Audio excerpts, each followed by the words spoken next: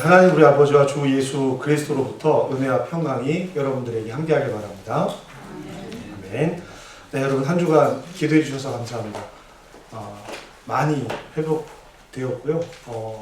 많이 건강해져서 오늘 여러분과 함께 이렇게 예배 드릴 수 있어서 참 감사합니다. 완전한 회복을 위해서 기도해 주시고요. 저도 더 노력하도록 하겠습니다. 자, 제가 여러분들에게 질문을 한 가지 드리면서 설교를 시작할 텐데요. 진짜 어려운 질문입니다. 대답하시기 정말 어려운 질문이에요. 두 가지를 질문할 건데요. 대답하기 어려우실 겁니다. 자, 첫 번째 질문은 고영기 목사는 착하다. 이것은 사실일까요? 사실이 아닐까요? 어떻습니까? 대답하기 어려우시죠? 정말 어려워요. 두 번째 질문은 더 어렵습니다. 고영기 목사는 잘생겼을까요? 잘생겼다. 이것이 사실일까요? 사실이 아닐까요? 일부 예배 시간에서는요, 고영기 목사가 잘생겼다. 사실입니까? 네, 사실입니다라고 크게 대답한 여자분 한 분 계십니다.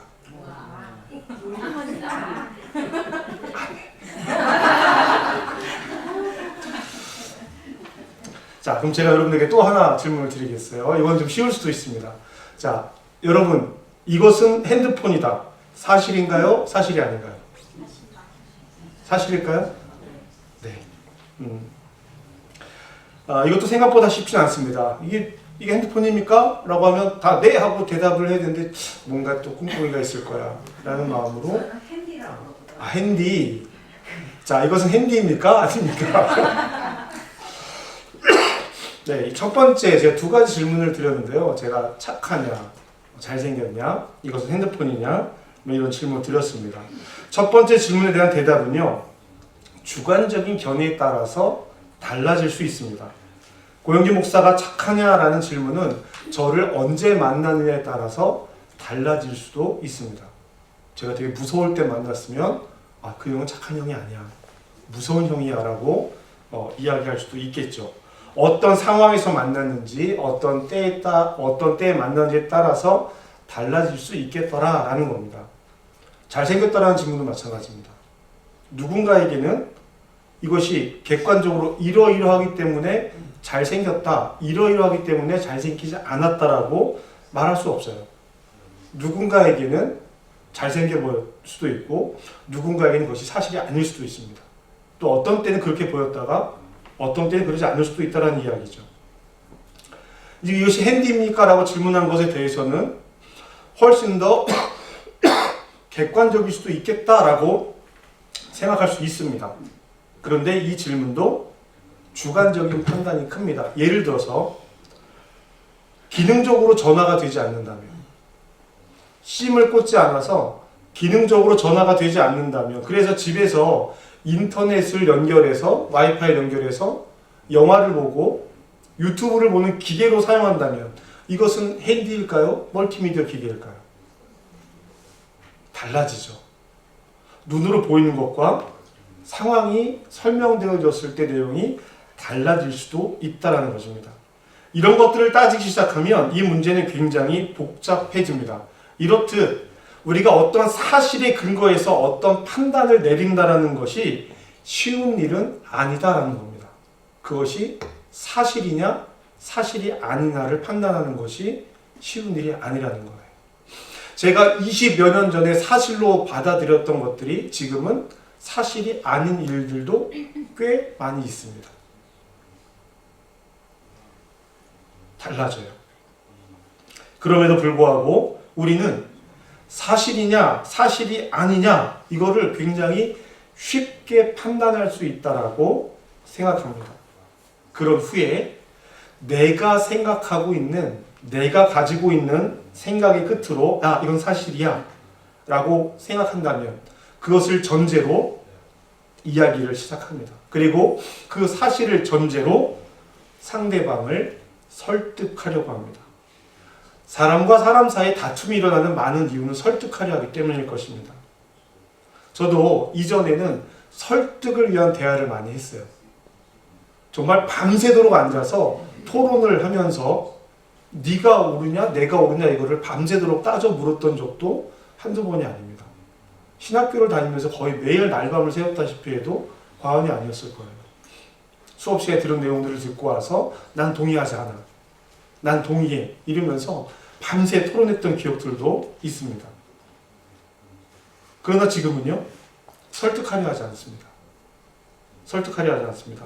설득을 노력하지 않습니다. 대신에 내가 가진 생각을 더 잘 설명하려고 노력해요. 더 잘 설명하려고 노력합니다. 그리고 판단은 상대방에게 맡겨놓습니다. 왜냐하면 내 생각이 반드시 옳다라고 생각하지 않기 때문입니다. 자, 여러분 이런 그림을 보신 적이 있으실 거예요. 혹시 이런 이미지 보신 적이 있습니까? 카메라를 들고 있는 이 카메라 기자 같아 보이죠? 한 화면을 찍고 있습니다. 자, 화면에 어떤 모습이 보이나요? 요 왼쪽에 우리가 보는 방향에서 왼쪽에 있는 사람이 뭔가 뾰족한 것을 들고 이 사람을 헤아려는 듯한 모습이 보이죠. 그죠? 이렇게 한 화면으로 보일 수 있습니다. 과연 그럴까? 자, 어떻습니까, 여러분? 어떻습니까? 요 까맣게 보이는 부분을 죄송합니다. 카메라가 잡고 있죠? 그런데 전체 모습을 보면 오히려 오른쪽에 있는 사람이 뾰족한 것을 보이는 게 아닌 칼로 이 사람을 위협하고 있고 이 사람은 도망가고 있는 모습을 보고 있습니다. 이 그림은 주로 언론이 어떤 프레임을 가지고 사람들에게 자기들의 의사를 전달하느냐라는 것을 이야기할 때 주로 사용하는 이미지입니다. 여러분, 작은 화면을 보고 있는 사람이 카메라 밖에 어떤 일들을 아무리 이야기를 해준다고 하더라도 작은 카메라 화면을 보고 있는 사람은 그것밖에 믿지 못할 거예요. 아니야, 저거는 오른쪽에 있는 사람이 공격하는 거야 라고 얘기를 해도 저 큰 화면을 보지 못한 사람은 그럴 수밖에 없다라는 것이죠. 여러분, 그러면 이렇게 작은 화면만 보고 있는 사람에게 너는 틀렸다, 잘못했다라고 말할 수 있을까요? 저는 그렇지 않다고 생각합니다. 안타까운 일이긴 합니다. 안타까운 일이긴 하지만 그래서 더 넓게 보여주려고 노력하고 때로는 이 사실을 더 잘 설명하면서 설득하려고 합니다. 그러면 여러분, 가장 좋은 설득은 무엇일까요? 넓게 보여주는 거예요. 그런데 여러분, 이것이 어떤 한 사건, 저렇게 칼을 휘두르는 사건이 아니라 복음의 문제라면 어떻겠습니까? 복음의 문제라면, 하나님 말씀에 대한 것이라면 어떨까라는 거예요.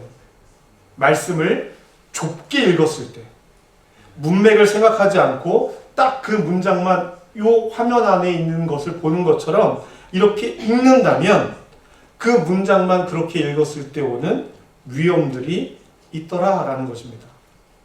우리가 성경을 통해서 만나는 이야기들은 고영기 목사는 잘생겼다, 고영기 목사는 착하다, 이것은 핸드폰이다, 이런 정도의 이야기들이 아니에요. 그런 이야기가 될 수 없습니다. 성경의 이야기는 그럴 수도 있고 아닐 수도 있어 라는 이야기가 아니라는 거예요. 제가 잘생기면 어떻고 못생기면 어떻습니까? 이것이 핸디면 어떻고 핸디면 아니면 어때요? 하지만 성경의 이야기는 그러면 안 된다는 겁니다. 성경은 진리의 말씀이기 때문이에요. 우리는 진리를 발견하고 진리를 쫓아가는 사람들입니다. 그런데요, 여러분, 우리가 성경을 통해 만나는 하나님 나라의 이야기를, 그 이야기를 받아들일 때 어쩌면 고영기는 잘생겼다, 고영기는 착하다, 이 질문에 대답하는 정도의 판단력으로 하나님 나라의 이야기를 받아들이고 있다는 거예요. 정말 쉽게 받아들일 수도 있다는 것입니다. 하나님 나라의 진리가 그 정도가 아니라 내가 믿고 내가 받아들여야 하는 진리가 전체가 아니라 한 부분인데 그냥 그래 그거지 뭐, 맞아 그거야 라고 쉽게 받아들이고 서로 그것을 놓고 다투는 경우들이 있더라는 것입니다. 여러분 이런 말 들어보신 적 있을 거예요. 네 말이 일리 있구나. 네 말 일리 있다. 들어보신 적 있죠? 적어도 한 가지 정도의 이유는 옳다라는 뜻일 거예요.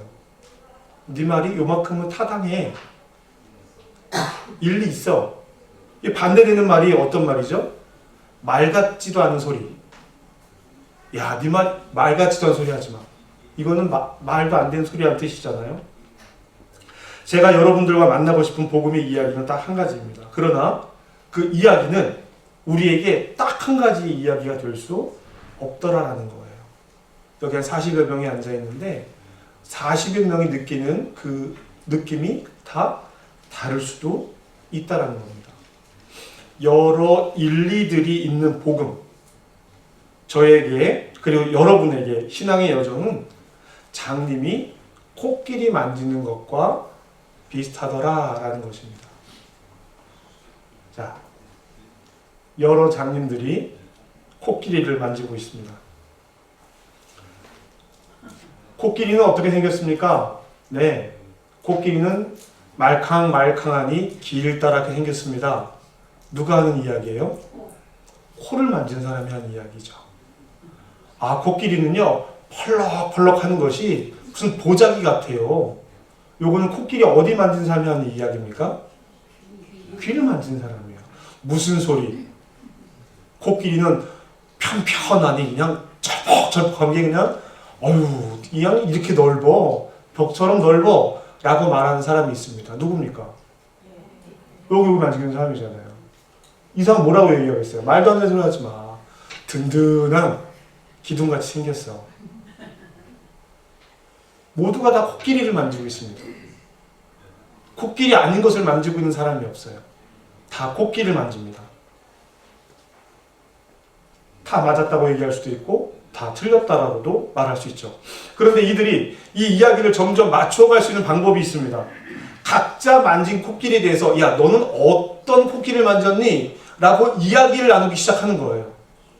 이야기를 나누기 시작하면 내가 만진 코끼리가 맞다고 야 뾰족해 아니야 말랑말랑해 아니야 넓다래 막 서로 싸우는 것이 아니라 야 네 말도 일리가 있다. 네가 만졌으니까 그렇게 했지. 내 말도 일리가 있다. 내가 만졌으니까 그렇게 했지 라고 말하면서 서로의 일리들을 맞춰가는 겁니다. 그런데 여러분 여기에는요 한 가지 아주 위험하고 큰 위험 요소가 있습니다. 코끼리가 정말 이상한 코끼리가 되어버릴 수 있어요. 코를 만진 사람이 코 위치가 여기가 아니라 코 위치가 여기라고 얘기를 하고 있는 것이고요. 다리를 만진 사람이 여기라고 얘기를 하는 거예요. 서로 맞추긴 맞췄어. 근데 다 맞춰놓고 보니까 귀가 꼬리가 있고 꼬리가 코에가 있고 다리가 등에가 있고 막 괴물입니다. 괴물이 만들어질 수 있어요. 우리에게 주시는 하나님의 말씀이 성경을 통해서 보여주신 하나님에 대한 일리들을 우리가 하나님의 모습을 그려가지 않고 각자 자신의 경험에 의지해서 하나님이 어쩌고 하나님이 저쩌고 내 하나님은 이렇고 네 하나님은 이렇고 이렇게 자기 경험에만 의지해서 하나님을 이야기한다면 괴물이 코끼리가 괴물이 되는 것처럼 우리의 하나님이 괴물이 될 수도 있더라라는 것입니다. 그래서 반드시 하나님의 말씀인 성경을 통해서 우리가 만난 하나님의 일리들이 우리가 경험한 하나님의 일리들이 진리로 이루어져 가야 한다는 것입니다. 이것이 신앙 공동체의 의미입니다. 그리고 하나님께서 우리에게 성경 말씀을 주신 의미이고 무엇보다 성령께서 우리와 함께 하시겠다라고 하는 약속의 의미입니다. 오늘 이야기가 길었어요. 앞쪽에 두 사람 이야기를 하려고 이야기가 길었습니다. 오늘 누가복음 23장에는요 두 사람이 등장을 합니다. 예수님을 만난 사람들이에요. 그런데 두 사람 모두가 예수님을 가까이서 만났고 궁금한 것을 물었지만 이들은 예수님을 만나지 못했습니다. 한 사람은 자신의 관심사에 대해서만 물었고 다른 한 사람은 예수님을 우습게 여기고 조롱거리를 만들기 위해서 이야기를 걸었습니다. 첫 번째 사람이 누구죠? 빌라도예요. 빌라도가 로마의 총독인 빌라도가 등장을 합니다. 사람들이 예수님을 붙들어서 빌라도에게 데려옵니다. 왜냐하면 이스라엘은 로마의 지배를 받았기 때문에 자기들이 어떤 판단을 내릴 수가 없었어요. 그래서 빌라도에게 판단을 받았어야만 했습니다. 예수님을 죽이고 싶어요. 이 판단을 빌라도가 내려줘야 했습니다. 누가복음에는 짧게 기록되어져 있지만 요한복음에는요, 예수님과 이 빌라도의 대화가 제법 길게 나옵니다. 오늘 3절 말씀 이렇게 짧게 되어져 있습니다. 한번 같이 읽어보실까요? 읽겠습니다. 시작. 빌라도가 예수께 물어 이르되 내가 유대인의 왕이냐? 빌라도가 이르시되 내 말이 옳도다. 아멘. 내 말이 옳도다라고 되어져 있지만은요, 그냥 독일어 말도 보면, 독일어 성경 보면요, 네가 그것을 말했어. 이렇게 딱 끝나버립니다. 되게 귀찮게 여기는 것 같지 않아요? 알았어. 네 말이 맞아. 그래, 알았어. 이러는 것처럼 누가복음에서 그렇게 보여요. 근데 요한복음을 보면은요, 요한복음에 네가 유대인의 왕이냐?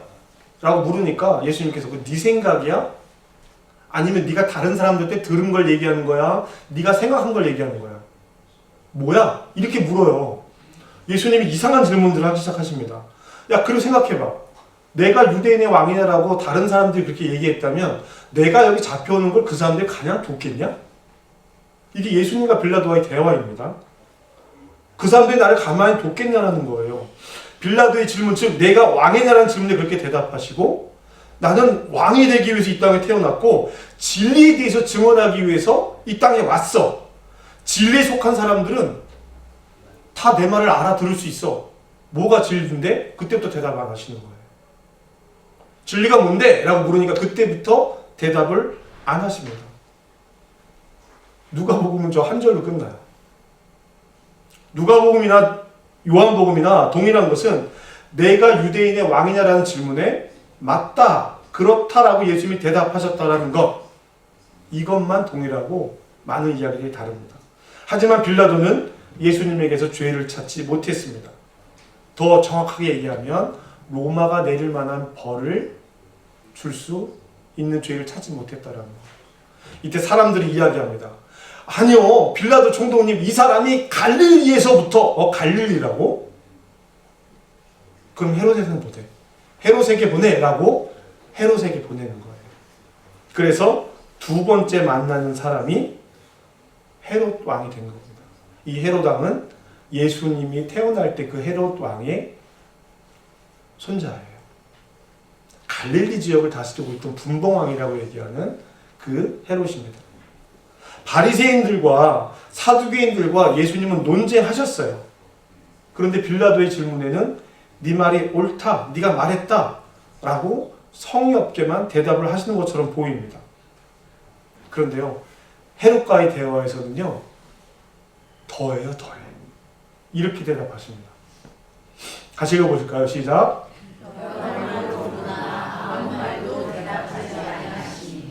여러 말로 물으나 아무 말로도 대답하지 않으셨습니다. 왜 그랬을까요? 이러한 이유 때문이에요.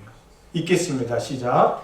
헤롯이 예수를 보고 매우 기뻐하니 이는 그의 소문을 들었으므로 보고자 한지 오래였고, 또한 무엇이나 이적 행하심을 볼까 바라던 영이로라. 아멘. 오래전부터 알았겠죠. 3년 동안 갈릴리에서 활동을 했으니까. 헤롯은 자신이 다스리던 갈릴리에서부터 예수님의 소식을 들었어요. 보통 일이 아니잖아요. 그런데 헤롯이 보고 싶어하는 이유는요, 그 놀라운 일을 지켜보고 싶은 것이 아니라 조롱하고 싶은 거예요. 그리고 내 앞에다 불러다 놓고 해봐. 네가 갈릴리 호수 위를 걸었다며? 해봐. 네가 눈먼 사람을 고쳤대? 해봐. 내 앞에서도 한번 해봐. 재밌겠네. 한번 해봐. 이거 하고 싶은 거예요. 헤롯이요. 그래서 예수님은 아예 이에게 아무 말도 대답하지 않으신 것입니다. 그러자 이제 군인들에게 흰 옷을 입혀서 다시 빌라도에게 보냅니다.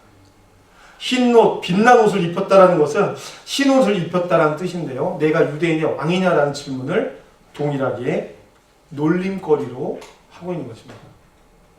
그리고 나서 이런 일이 생기죠.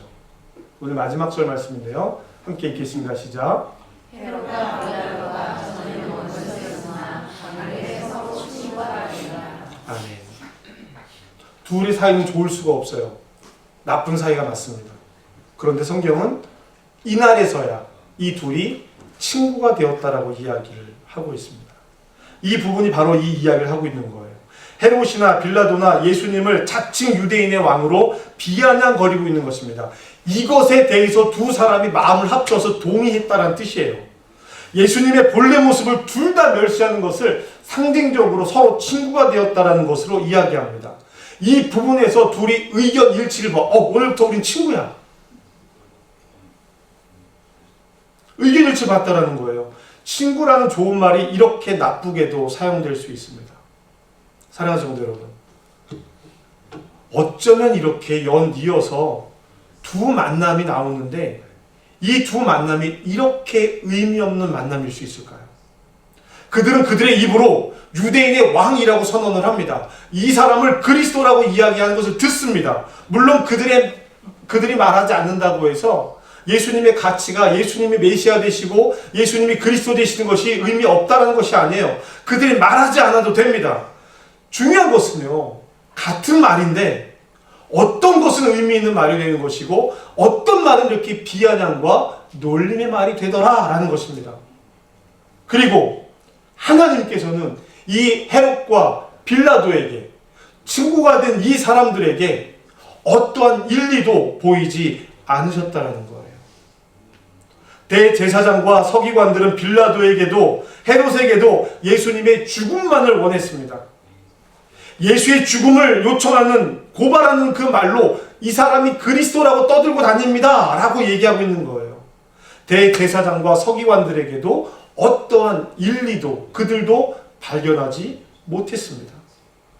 오늘 본문 이어지는 빌라도와 헤롯의 두 이야기를 통해서 우리는 한 가지 교훈을 발견해야 합니다.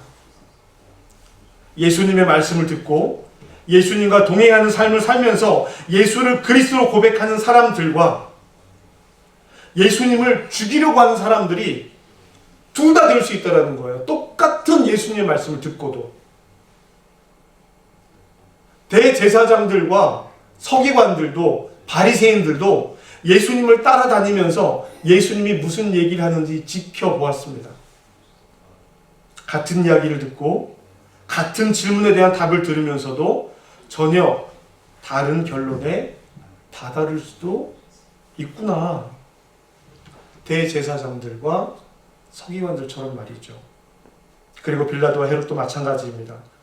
그런 일은 없었겠지만 이들이 혹시라도 진짜일까? 사람들이 하는 이야기가 진짜일까?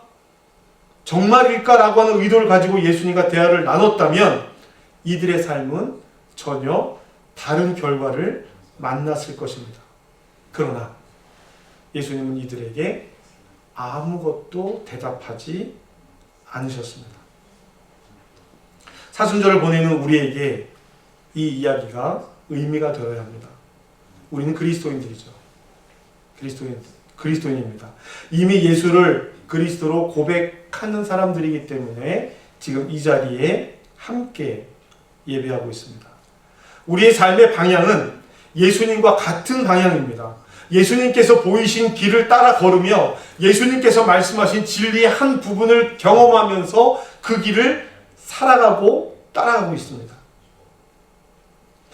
우리 공동체가 발견하는 진리가, 우리 한옥반민교회가 발견하고 있는 진리가 바르고 옳은 것일까요? 여러분, 그것을 어떻게 알 수 있을까요? 그것을 알 수 있는 방법은 우리 각자가 발견하는 일리의 조각들이 비록 작은 조각일 수도 있고 연약한 조각일 수도 있지만 그 작은 일리의 조각들이 바른 조각들이라면 우리가 함께 모여 만나 이루는 이 공동체의 진리는 바르고 옳은 길이 될 것입니다. 그리고 이런 이들이 서로 친구가 되는 것이 공동체의 의미이고요. 그런데 여러분, 혹 우리가 예수님을 자칭 예수님으로 만드는 것은 아닐까요? 혹 우리가 예수님을 기뻐하는 것이 예수님의 소문을 듣고 예수님의 이적에 대한 호기심 때문은 아닐까요? 예수님께 입혀드린 빛나는 거룩한 옷이 희롱이 되고 조롱이 되는 것은 아닐까요? 그런 사람들끼리 친구가 된 것은 아닐까요? 오늘 말씀으로 결단합니다. 나에게 말씀하시는 예수님, 나에게 길을 보이시는 예수님, 내가 아무 말을 하지 않아도 나에게 말씀하시는 예수님의 말씀을 따라 일리를 이루어가는 삶이 되시기를 주님의 이름으로 축복합니다. 여러분의 일리를 찾으셔야 돼요. 다른 사람의 일리가 아니라 내 일리를 가지고 있어야 돼요. 그 일리들이 만나서 우리가 함께 공동체를 이루고 더 큰 하나님의 모습을 발견해가는 겁니다. 여러분, 제가 늘 말씀드리잖아요. 만일에 어느 날 어느 순간 주일 예배 설교를 하고 있는데 제가 설교를 하다가 여러분, 하나님께서 저에게만 말씀하셨습니다 라는 이야기를 한다면, 여러분, 이 성경 말씀에 나타나는 하나님을 제가 온전히 다 알았어요. 나만 알아, 나만, 고용기만 알아. 그냥 여러분들은 제 말씀만 들으면 됩니다. 그러면 모든 것이 다 해결이 돼요 라고 말씀을 드리면 여러분 어떻게 하셔야 된다 그랬어요? 일어나서 나가시라고. 그러셔야 된다고 말씀드렸잖아요. 하나님은 크신 분입니다.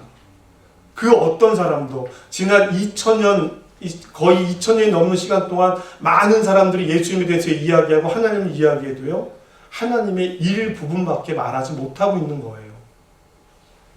우리가 나에게 보여주신 하나님의 그 일리를, 내 일리가 내 옆에 있는 신앙의 공동체의 동료에게 도움이 되는 일리라면 얼마나 좋을까.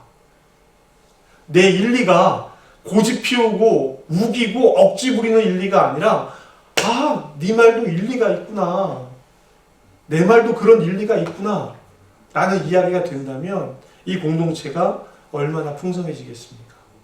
그러기 위해서 도우시는 성령 보혜사께서 반드시 우리를 도우셔야 합니다. 이끄셔야 합니다. 우리는 성경과 성령의 도우심을 반드시 받아야 합니다. 그래서 우리의 말이, 여러분의 말이 일리 있는 말이 되기를 주님의 이름으로 축복합니다. 설득하려 하지 말고, 내 말만 들으라고 하지 말고, 서로 나눔을 통해 예수를 죽이는 일을 공모하는 빌라도와 헤롯이 되는 것이 아니라 서로의 말이 일리 있는 말이 되어서 하나님의 진리에 가까운 성도와 공동체가 되시기를 주님의 이름으로 축복합니다. 축복합니다. 옆에 계신 분에게 이렇게 말씀해 보실까요? 당신 말이 일리가 있습니다.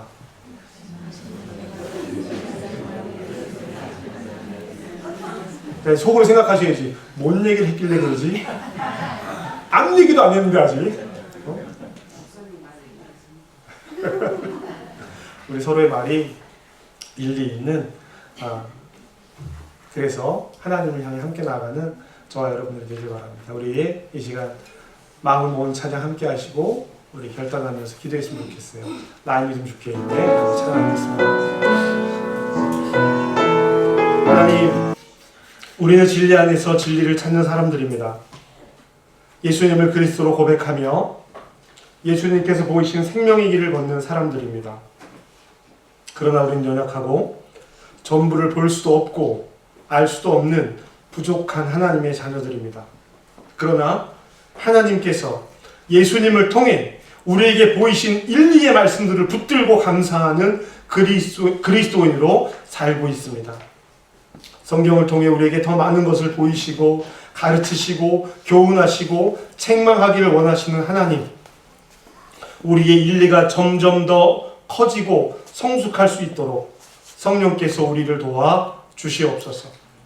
우리가 진리의 일면을 나누는 거룩한 공동체가 되게 하시고 친구가 되기를 간구하오니 주여 인도하여 주시옵소서. 아무 말도 듣지 못하는 어리석은 이들이 되지 않게 하여 주시고 주님의 뜻을 알아가게 하여 주시옵소서. 예수님의 이름으로 기도합니다. 아멘. 아멘.